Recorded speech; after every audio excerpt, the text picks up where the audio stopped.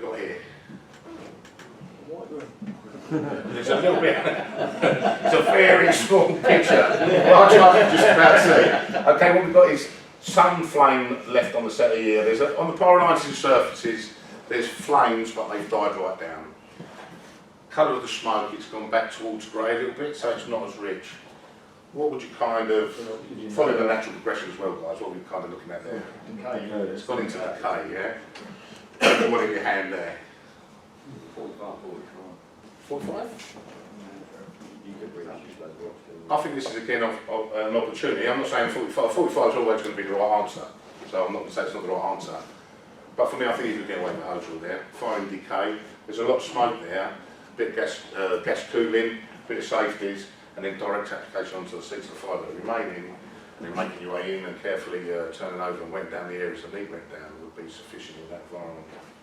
It's gone full circle. The only way that fire is going to intensify is if someone comes along and puts more load on it. Someone comes along and throws some fresh furniture into the compartment. That's the only way it's going to reinvigorate. It's not like the false decay. It's not waiting for oxygen in this compartment. I know there's a bit of cover there. It's not the most realistic picture, but that's what we're supposed to signify. That this compartment gone into decay. It's slowing down anyway, recognising that and knowing that you can apply a little bit less water with a smaller applicator, if you like, with a hose reel, as opposed to a 45. So, items that are actually burning. Recognising items that are burning in the room. What are the hazards here, guys? What's going on? What are we looking out for? Curtains are alight. And there's a fluffy teddy in real danger. So, curtains are alight. Why is that a hazard? What are the hazards involved with that? They can fall down, yeah? So, fire spread wise, if they decay and fall down, there's a potential for there to be quick fire spread due to the way it falls, yeah? What else? Well done, yeah. Did everyone pick that up? Yeah, closer to the ceiling. So the way I look at it, it's a bit of a shortcut. Remember when we talked about fire in the corner before? It has to overcome the passives before it can get up into the area that it wants to get to, which is the upper layer, because once it heats up there, 2/3 of the heat's then radiated down, and that's how we get a fast progression of fire. We've got a shortcut. We've given them a way to get to that level straight away without overcoming all the passives in the way first. Yeah? So for me, you might open the door and see that and not really give it the credit it deserves as a dangerous environment. That's definitely asking for very quick application of water, starting at the top and working your way down. So that'd be nice long pulse into the top, paint them curtains down as quick as you can to make sure we don't get any progression of fire. Everyone happy with that? Anyone disagree with that or any other ideas? I guess we can move on. Surrounding fuel load. So, Baz sort of touched on that earlier, and we just saw a video with a lot of fuel load downstairs. So, what's inside the room? The potential fuel load. Is there a lot of fuel load in that room? That's absolutely loads. There's quite a lot of fuel already in the top of the room. So, the potential for fire progression is definitely there because we've got a lot of fuel load in. What might slightly be going in our favour here? Slightly. It's not a big favour, but a slight favour. I'm not so much talking about this picture, I'm talking about what you're looking at. I'm trying to be as non-vague as I can. Compartment size, yeah, so it's quite a big compartment. So there's a lot of fuel load in for it to get to the point where all the passes are overcome and loaded down. It might be slower to progression than the smaller compartment. There's something else in that room that's going on. Windows are still attached, so ventilation might be limited. That's a good point. You might just have one open over there, but yeah, so it's still a very good point. So limited ventilation. We're trying to aim at, do you remember our building construction and our two pictures of the traditional and the non-traditional? Oh, yeah. Brick. So this looks like a traditional built house, doesn't it, from the inside? I know it's hard to disguise, but very few people would decorate the inside of their house traditionally old, antique looking like that inside a modern building. Generally people build modern rooms inside modern houses.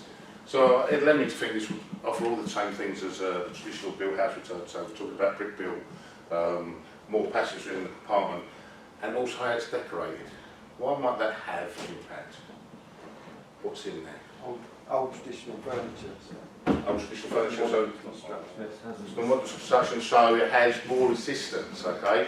They will burn, so things like cherry and oak, they look fabulous, they will burn, and they'll give you a really good burn, but it'll take time. If you think about whenever we've gone into or you guys have gone into somewhere and you've got rafters that have been alight, had a good fire in the compartment, the ceiling's come down, all these charred beams, and you hack away a little bit, and chopping away, cutting away, damping down, you take off an 1.5 inch layer, and what have we got?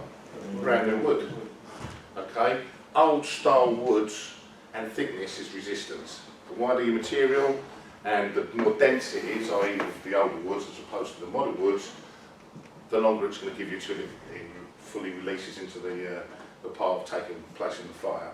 So what's slightly going for you in there is the traditional type of furniture is going to be slower to break down and give off all the things it needs, pyrolyze as much as a modern build. So in a modern build, if you replace that with flat screen TVs, hi-fi, modern furnishings, a few bits like that, they're going to break down and get a large surface area with minimal density. It's going to break down really, really quickly and give off a lot of hydrocarbons, like we discussed before, that burn at a lower rate, bring about progression to a flash over much quicker.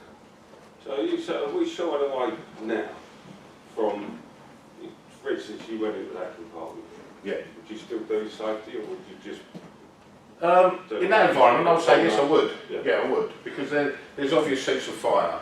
Yeah, what we're trying to say is recognising from the door when it's gone beyond those capabilities. Yeah, when there's no need to. If you look into that compartment and you're looking for one casualty, and it becomes very evident, say there's a little bit less furnishings in there, and the casualty's not in there, then spending a long time going in and gas cooling all the way round is a bit of a waste of time. If you could then scan quickly the tick, ensure that it's not worth searching, put lots of water in there and knock the fire down, good old squirrel all the way round, and shut the door on it and move on to the next compartment that might have the casualty in there. There'd be a benefit to that, making sure you put enough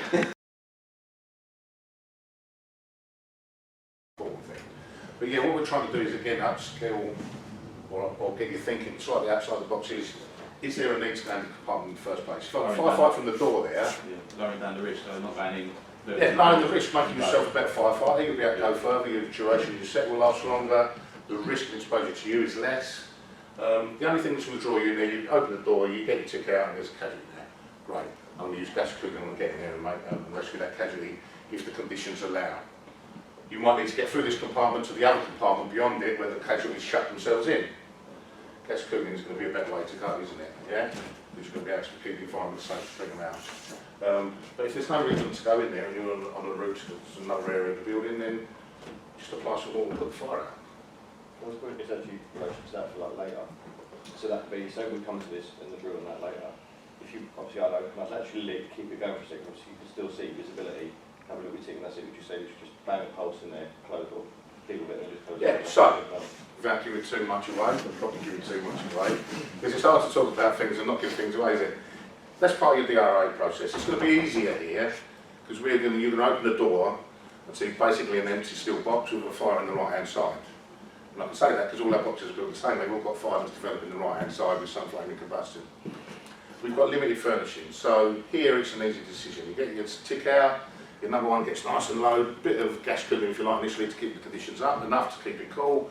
Quick look around, is the compartment clear? Yes, the compartment's clear. Can you confirm it's clear? Definitely clear. Put some water in it. Create a little bit of steam if you have to. We all know how steam works if you put the fire out. The amount of energy, heat energy it takes to raise 1 litre of water compared to how much it takes 1 litre of water to be converted to steam, is about 10 times as much. Yeah, so actually creating steam sometimes in an environment that you haven't got to go in is a good thing. You can put loads of water in there, get the steam rolling towards you, shut the door, give it a minute, open it up, yeah, fine, have some more water, I'm off. Yeah, there's no need to go in there. Fire, suppressing the fire with steam will work. It's obviously a bit of a detriment if you need to go in there and search. You will lose visibility, that's the problem. So that's where gas cooling, when required, is still the top thing for certain scenarios. You're right, yeah, in essence we're giving you a much bigger option. So, ventilation profile. Has the fire ventilated? In this case, I suggest yes. Okay. What does this fire tell us? Let's start thinking about what we learned yesterday. What is this fire already telling us? Self-ventilated, what kind of ventilation is it? That's an outlet. It's an outlet, definitely. And you'd expect that to be an outlet because it's up high, yeah? So it's somewhere, it's I would say that's a vertical. There's an inlet on the first floor, I would say, somewhere, or all their windows are open, or certainly the front door's open, or something around the back is open, yeah? So there's plenty of oxygen available for that to be an outlet, and there's going to be a decent inlet somewhere. So we keep an eye on it. We will still commit crews, or we might attack it externally first. What we do is keep an eye on it. We're looking for change. Yeah, we're looking for colours of smoke to change. We're looking for things to self-ventilate elsewhere to give an idea what's going on. And that's where that new spot roll that we discussed yesterday is going to come in. Location of the fire. Why does that make a difference? You expecting you guys to shine here. It's that 3-2-1 war, isn't it? It's 3-2-1. It's like 3 times as much. It's got to work against two exterior walls. Two exterior walls, yeah? So what tends to happen, the fire in the middle of a room will progress slower than fire in the corner of the room because it's got all the oxygen, everything it needs to burn away. Let's even say it might even be ventilated.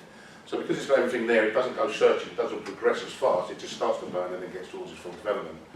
The more obstacles you put in the way, so because we put it in the corner, if you put it on the side of the room, it's only got one passive to overcome, so it progress quite fast. Put it in the corner of the room where it's got 2 obstacles, so it's restricted from oxygen and it's got 2 passives fighting it on 2 sides, it'll progress faster because it's searching for the oxygen, it's looking for where to get it from.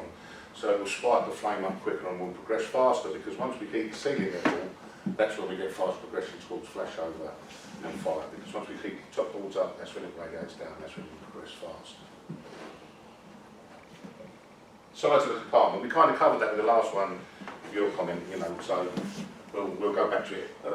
Again, large compartment, you can have a lot of fuel loading, there's a potential hazard, but then a lot of passives and a lot of size of the compartment for the heat to generate and overcome as well. So initially with a large compartment you might have a slower progression to fire, but once everything gets going you can have a much bigger fire and a much more, if you like, hot fire. It's going to be generating a lot more heat than the smaller one.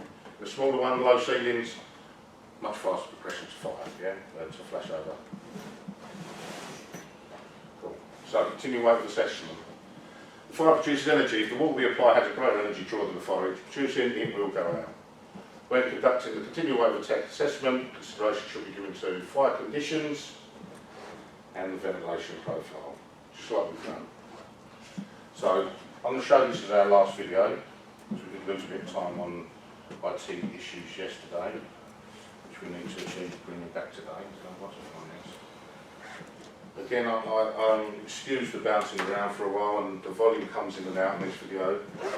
But I do really like it. We get a chance to talk about, again, observing the fire from a distance.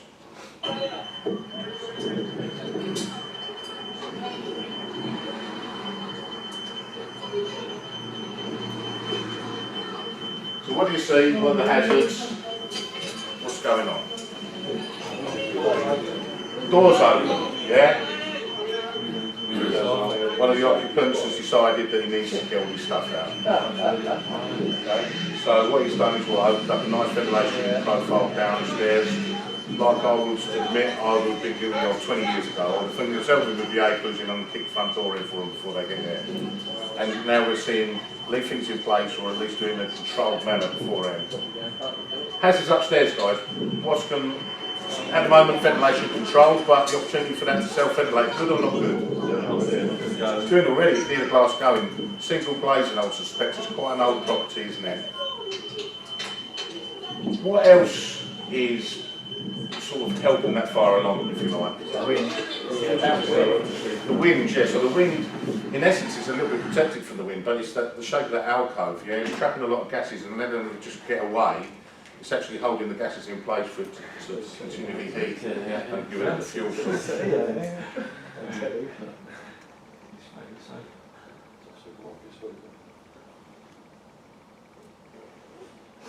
So if you remember that quote I gave you yesterday, that the orange stuff is the fire in the present, and the smoke travel is the fire in the future, that if you don't put any water on it, that's where it's going to travel to. So where are we looking for this fire to travel to next? It's going to spread up into the roof, isn't it? Yeah, where it's trapped under the boards, we're going to get them gases igniting. have a common roof void. Common roof void possibly, yeah.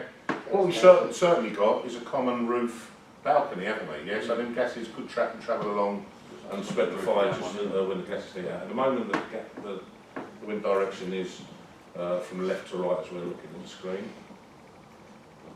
Good African fabric, 2 police cars, no fire.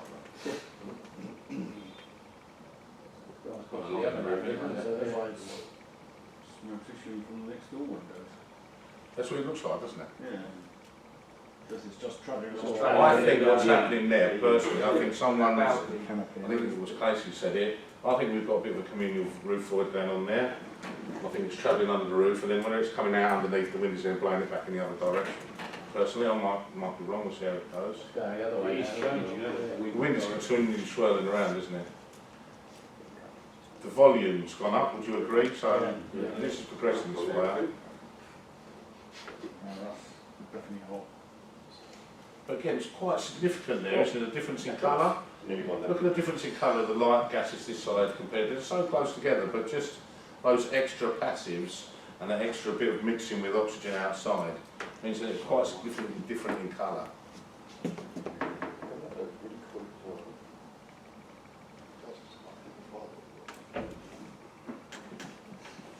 I like this video, it demonstrates radiated heat really quite well with pyrolysis. As it gets towards the end, keep an eye on the handrail, the wooden handrail of the railings in front of the bedroom. Broken through here, look. So what do you expect? Now that's broken through, what would you expect? It's going to start igniting them gases pretty quickly that are trapped under the roof void. There they go, can you see them igniting? Yeah. All these kind of things, now we're getting a read on it, potentially you can think about it for application of all these. Actually, you know, they're only gases, it's only smoke sat under that alcove, but that really needs a bit of a drink, that really needs a bit of dispersing, whilst applying water directly to the external tap as well.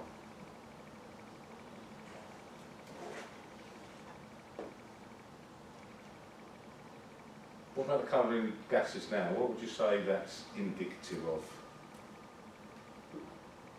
There's light on These ones here, I would say they're lighter, you're sure, but can you see they're going slightly brown in colour? That's the rich fuel gases mixing with oxygen inside the compartment. Okay, I'll say that compartment, which is just about to do, that's indicative of them heading towards flashover. Yeah, exactly that. They're getting near their flammable range, they're getting ready to the right mixture, they're going to start It's quite light coming off because it's polarising in the open, so it's mixing Yeah, that's it, yeah, oxygen it's as there. soon as it sort of comes off. If you notice, there was a distinctive change of the gases from inside the compartment. They went from really dark, almost charcoal grey, to sort of a brownish tinge to them where they were mixing. Enough oxygen was getting into the compartment somehow, it was self-ventilating, mixing the gases up, so that we knew that was that compartment was going to go flash over. And then we've got our pyrolysing handrail.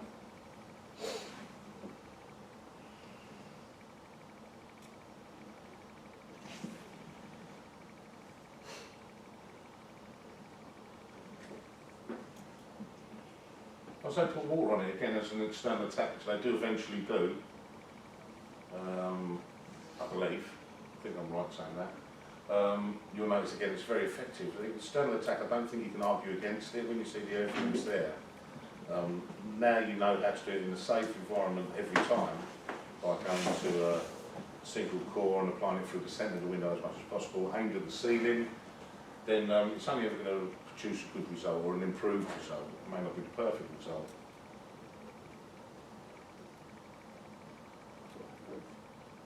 That roof's collected a lot of smoke. There's a lot of flammable gas in that roof. If they don't get some more on that, that's a roof about to go, isn't it? Here from the outside. Any sort of ventilation in that roof, if a few tiles were to come off under the pressure now, that's going to go. That's shut it down.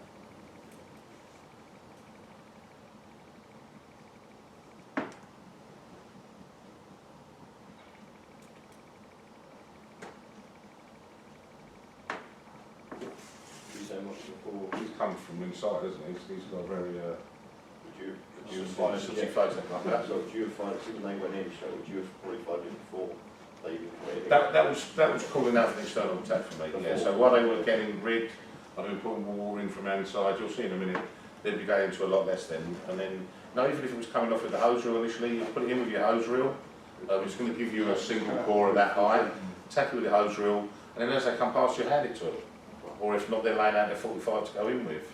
You know, you can then land that to them, or someone else has been laying out your 45. Put it up to the window. As soon as they let you know they're making their way up the stairs, knock it off and let them attack internally.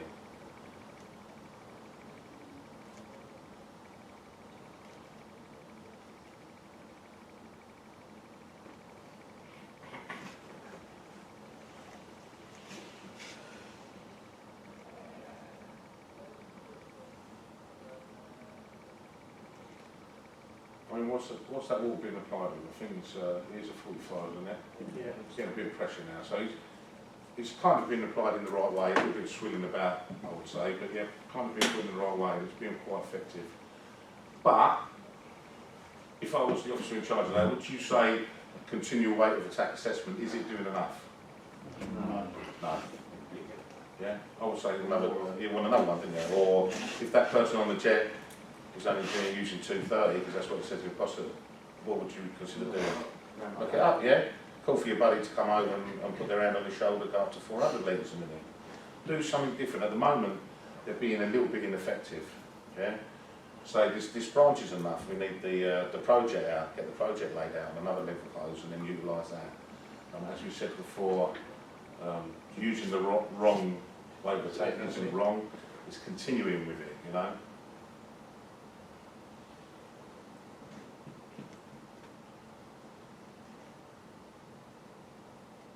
A little bit mixed up between doing an external attack. I don't think that's the brief that person's been given.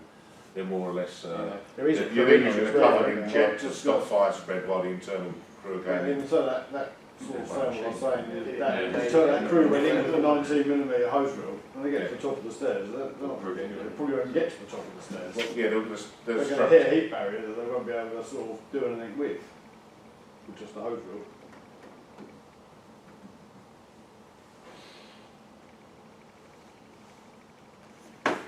Okay, so they've got them in the end. I would suggest, and I think you'd all agree, that a little bit of choice in weight of attack, going a little bit heavier, both inside and outside, would have brought around that result much sooner. Would you agree? Right, so for the very last video, I'm going to show you, and I'm going to cut it very short, because otherwise it's going to promote too much discussion. It's quite weird. I can't be responsible for the language that's used by some of the people within the video. What I want to utilise it for is what we were talking about yesterday, reading of smoke. So reading of smoke I will ask you a question, guys.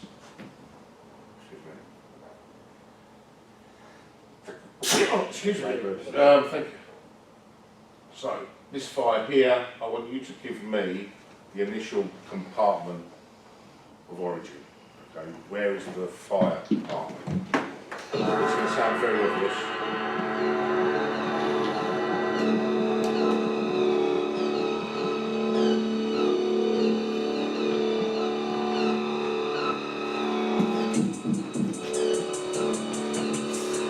Anyone start throwing shade?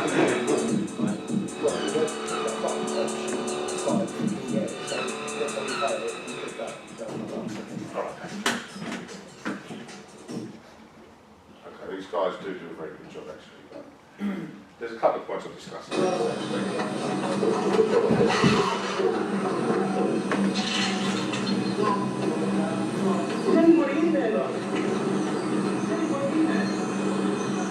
Where's the fire? Where's the origin of the fire?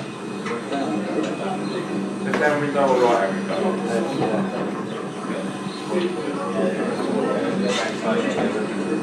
What we said about yesterday, I was saying definitely left hand side. I've got the advantage, I've seen the video, but I'm still calling it the first time. Gases are thinner, they're darker, and they're going higher. All velocity too. You see, this is not a lot different, but it's slower. There's not so much velocity, it's more volume.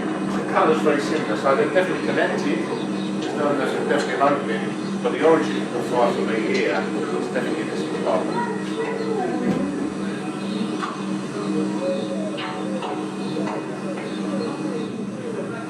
me utilising this for you guys, just a bit of a Columbo, isn't it? Doing a bit of an investigation there, you think the spies have been affected. What's just happened there?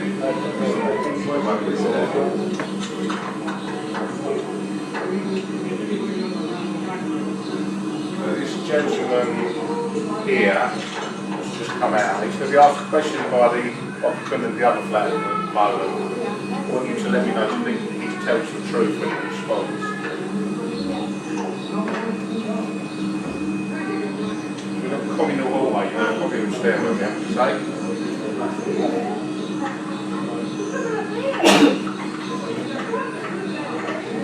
Definitely a progression of development in the apartments since they've opened the door. Gas is becoming browner.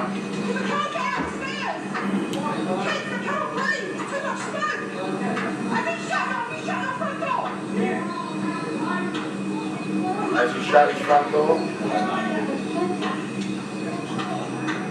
Normal response under pressure, yeah, of course I have. Why would she not be able to breathe in her flat next door if he'd shut his front door? Why would the people smoking in the stairwell if he'd shut his front door? And even more so, why would that have been such a different change once they'd opened that ventilation point? If his door was shut, it wouldn't. So, sort of, like most of us would under pressure, totally different thing. That's about all there is to see then, guys. It doesn't hold further, the fire doesn't fill across further into the other apartment. And what these guys actually do, which is great, they come all the way down the other side of the building, catch the kids and the two cats out the window, and actually throws them out. I'll try to stop the video before that can't come up. Yeah, he sort of descends into a little bit of exploitism of these points.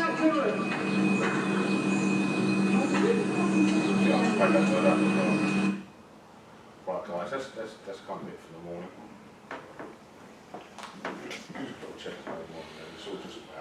So, on what we've done and what we're about to do, we're all happy, yeah? So your session for this morning is going to be out going inside. So 1, 2, we had one there initially, so I'll do you as the 7. Sorry, you as the 6, you as the 7. 2, 4, 6. So if you can be, you will be.